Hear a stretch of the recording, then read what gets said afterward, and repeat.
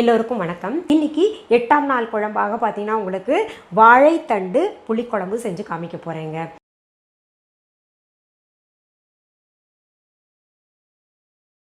வாழைத்தண்டில் புளிக்குழம்பா அப்படின்னு நினைப்பீங்க. பொரியல் செஞ்சுருக்கோம், கூட்டு செஞ்சுருக்கோம். புளிக்குழம்பு பொதுவாகவே வாழைக்காயிலையும் அப்புறம் வெண்டைக்காயிலையும் செய்வாங்க. நீங்கள் என்ன வாழைத்தண்டில் செய்கிறீங்க அப்படின்னு சொல்லிட்டு நீங்களாம் நினைப்பீங்க. சும்மா ஒரு மாறுதலுக்காக வாழைத்தண்டில் செஞ்சு பார்க்கலாம் தான். ஏன்னா வாழைத்தண்டில் பொரியல் செய்வோம், கூட்டு வைப்போம், அவ்வளோதான். அதை தாண்டி நம்ம பயன்படுத்துறது இல்லை. அந்த வாழைத்தண்டு உடம்புக்கு எவ்வளோ நல்லதுன்னு சொல்லிட்டு இந்த தலைமுறை குழந்தைங்களுக்கெல்லாம் புரிய மாட்டேங்குது.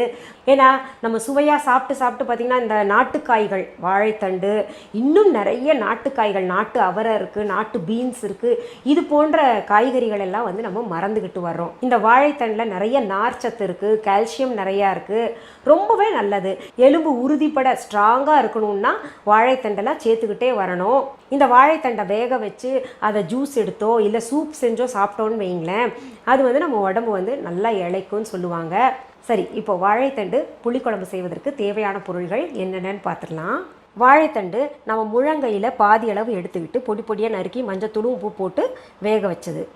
கூழாக அரைத்த தக்காளி 2, பொடியாக நறுக்கிய பெரிய வெங்காயம் 1, சின்ன வெங்காயம் 10, கறிவேப்பிலை இலைகள் 12, கடுகு 1 டீஸ்பூன், வெந்தயம் அரை டீஸ்பூன், 2 சுண்டைக்காய் அளவு புளி, கொத்தமல்லி இலைகள் தேவையான அளவு, மஞ்சள் தூள் 1/4 டீஸ்பூன், நான் அரைத்த சாம்பார் தூள் 1 டீஸ்பூன், தனியாத்தூள் 3/4 டீஸ்பூன், மல்லித்தூள் 3/4 டீஸ்பூன், மிளகாய்த்தூள் 1 டீஸ்பூன், குழம்பு மிளகாய்த்தூள் 1 டீஸ்பூன், வாழைத்தண்டு வேக வைத்த தண்ணீர் 1 கப், உப்பு தேவையான அளவு, நல்லெண்ணெய் தேவையான அளவு.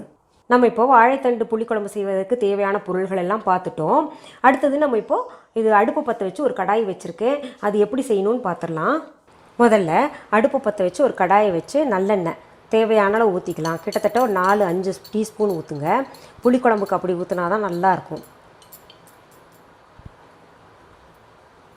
எண்ணெய் சூடானதுமே கடுகு வெந்தயம் போட்டு தாளிச்சுக்கலாம். வாழைத்தண்டை என்ன செஞ்சுருக்கேன்னா, நம்ம முழங்கையில் பாதி அளவு வாங்கிக்கிட்டு அது நறுக்கும் போதே நாரை நீக்கி பொடி பொடியாக அரிஞ்சு குக்கரில் ஒரு 2 விசிலில் உப்பும் மஞ்சத்தூளும் போட்டு வேக வச்சது தான் நான் இப்போ உங்களுக்கு காமிச்சேன். இப்போ பாருங்கள், இங்கே இது வெடிச்சிருச்சு. கடுகு வெந்தயம், அடுத்து நம்ம பெரிய வெங்காயம் சேர்த்துக்கலாம். பெரிய வெங்காயமும் சின்ன வெங்காயமும். நான் 2 வெங்காயமும் ஏன் சேர்த்துக்கிட்டு இருக்கேன்னா, 2 வெங்காயமும் ரொம்ப உடம்புக்கு நல்லது. அதில் சின்ன வெங்காயம் ரொம்பவே நல்லது, ரத்த விருத்திக்கெல்லாம் ரொம்ப நல்லது. கருவேப்பிலையும் சேர்த்துக்கலாம்.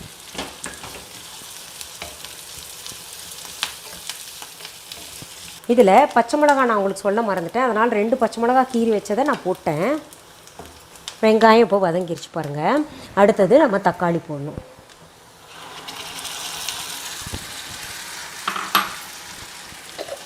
அதில் உப்பையும் போட்டுக்கலாம்.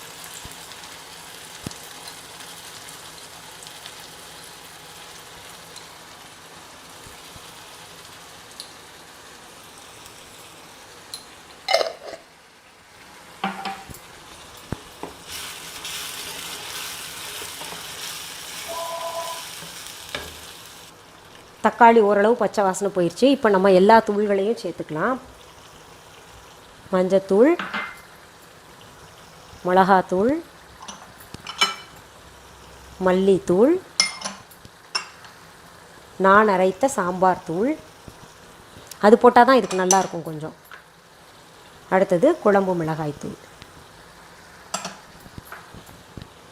அடுத்தது மல்லி இலை கொஞ்சம்.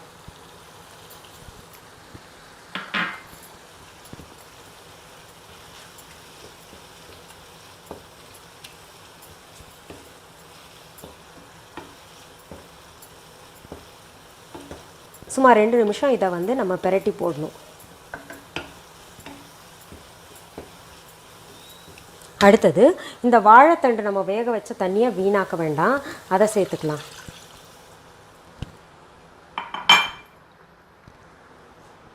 அடுத்தது புளி தண்ணியை சேர்த்துக்கலாம்.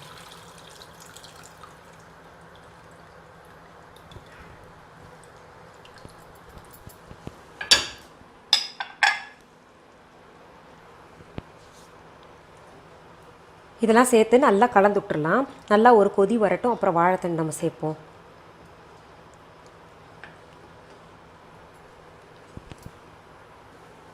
இப்போது நல்லா கொதிச்சிட்ருக்கு இல்லையா, இதில் இந்த வேக வச்ச வாழைத்தண்டை சேர்த்துக்கலாம்.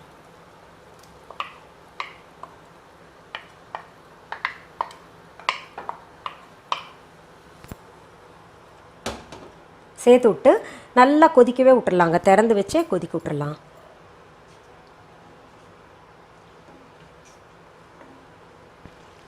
பாருங்கள் எப்படி கொதிக்குது பாருங்கள், இன்னும் நல்லா கொதிக்க விடலாம். இதில் ஒரு சிலர் என்ன பண்ணுவாங்க, தேங்காய் பால் கொஞ்சம் சேர்ப்பாங்க, சும்மா ஒரு டேபிள் ஸ்பூன் போல்.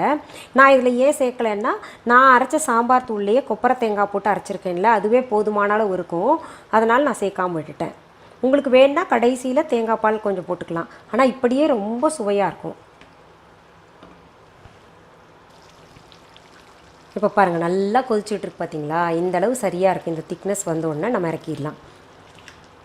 இது வந்து நம்ம இட்லி, தோசை, சாதத்து கூடலாம் சாப்பிட அவ்வளோ சுவையாக இருக்குங்க. அடுப்பு அணைச்சிட்றேன், நான் இப்போ இறக்கிடுறேன். பாருங்கள் வாழைத்தண்டு புளிக்குழம்பு அவ்வளோ நல்ல வாசனை. நடுவில் நான் கொஞ்சம் டேஸ்ட் பண்ணி பார்த்துட்டேன், ரொம்ப பிரமாதமாக இருக்கும். நீங்கள் செஞ்சு பாருங்கள். நம்ம இது செய்கிறதுக்கு பார்த்திங்கன்னா கிட்டத்தட்ட நமக்கு ஒரு 20 மினிட்ஸ் தான் ஆகுங்க. இன்றைக்கி வெற்றிகரமாக 8ஆம் நாள் குழம்பாக வாழைத்தண்டு புளிக்குழம்பு செஞ்சு காமிச்சிட்டேன். இது செஞ்சு சாப்பிட்டு பாருங்கள், ரொம்ப சுவையாக இருக்குங்க. சரி, மீண்டும் அடுத்த எபிசோடில் வேறு ஒரு நல்ல தலைப்போடு உங்களெல்லாம் நான் சந்திக்கிறேன். அது வரைக்கும் நன்றி, வணக்கம்.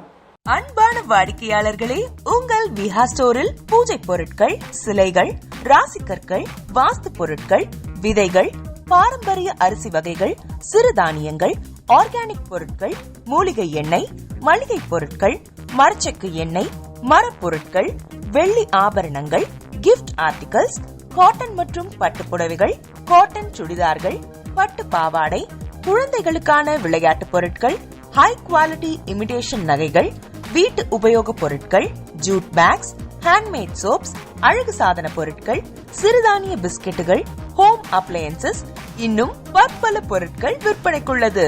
விஹா ப்ராடக்ட்களை நீங்கள் வாங்க விரும்பினால் அது எங்களுடைய viha.online வெப்சைட் மற்றும் சென்னை ராஜா அண்ணாமலைபுரத்தில் உள்ள எங்கள் விஹா ஸ்டோரில் மட்டுமே கிடைக்கும் என்பதை தெரிவித்துக் கொள்கிறோம். வேறு எந்த ஆன்லைன் வெப்சைட்களிலும் விஹா ப்ராடக்ட்கள் விற்பனைக்கு கிடையாது என்பதை நீங்கள் கவனத்தில் கொள்ள வேண்டும். எங்கள் விஹா ஸ்டோரின் விலாசத்தை கண்டறிய கூகுள் மேப்ஸில் விஹா ஸ்டோர் என்று டைப் செய்தால் வழியை கண்டறியலாம். www.viha.online வெப்சைட்டிலும் விஹா ஸ்டோரின் அட்ரஸ் உள்ளது.